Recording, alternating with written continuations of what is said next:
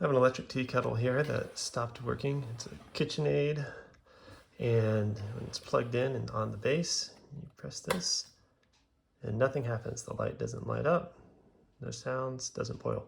So I'm going to show you how to troubleshoot this and hopefully repair it.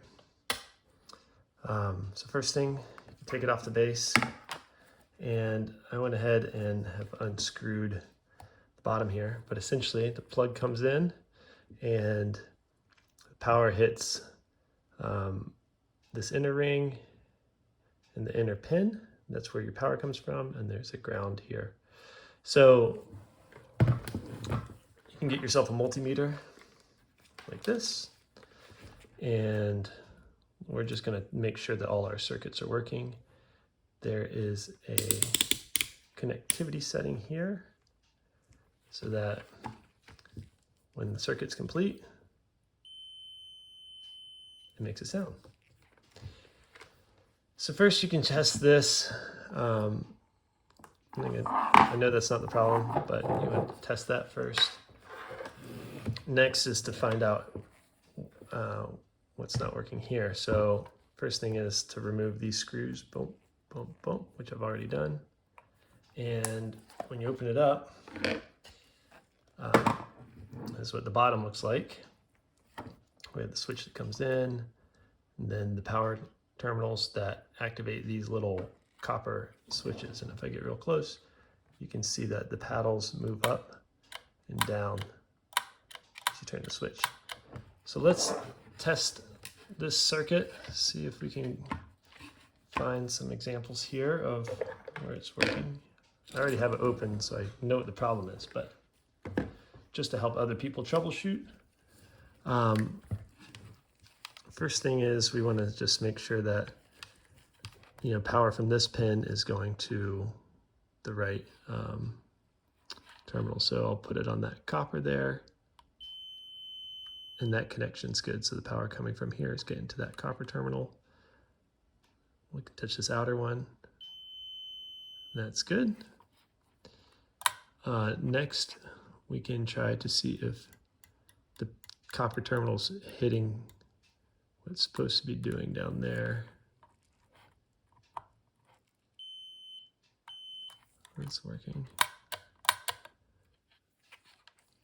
Same thing on this side. You can just make sure the circuit goes all the way around. And that feeds into here. This little terminal here.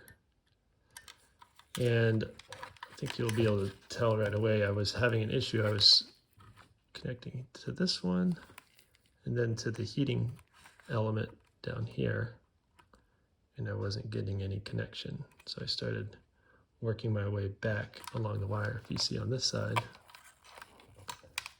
I can touch the terminal down here and the heating element.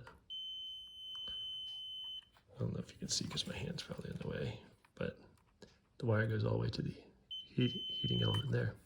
So there was some fault between where the power was coming out here and where it was supposed to be going over here.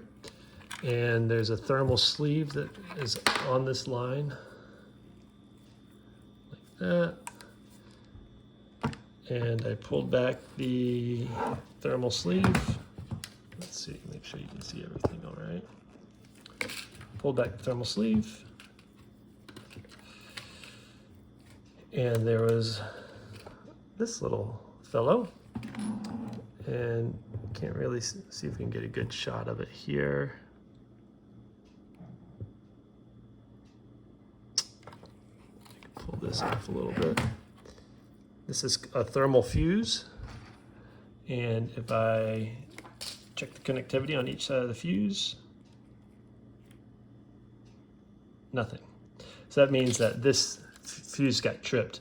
And the purpose of this fuse is if for some reason the unit is overheating, it melts these little balls that are in here and triggers a spring and protects the whole thing from catching fire and melting down.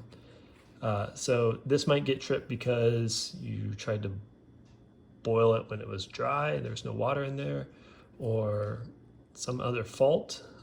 Maybe you're just using it a lot. Who knows? Maybe there's a surge. But we need to replace this thermal fuse. I found some replacements on Amazon right here. And the key thing you're looking for is to match the temperature rating. So this is a 142 degrees C final temperature, TF. And then your voltage, 250 volts and 10 amps. So this could also handle 120 volts, but this is the max limit, 250 volts and 10 amps. So we're gonna replace this in line here to get this thing working. Okay, so I replaced the thermal fuse here, everything back in line, got it hooked back up. It's worth just making sure that everything still works after doing the heat shrink, because it's a thermal fuse. It might get tripped from heating everything up. So I'll go from here. That's still good. So I'll put the base back on. Which way did it go? This way. Temporarily. Back on the base. See if the light turns on. Hey, light turns on. But time to put some water in.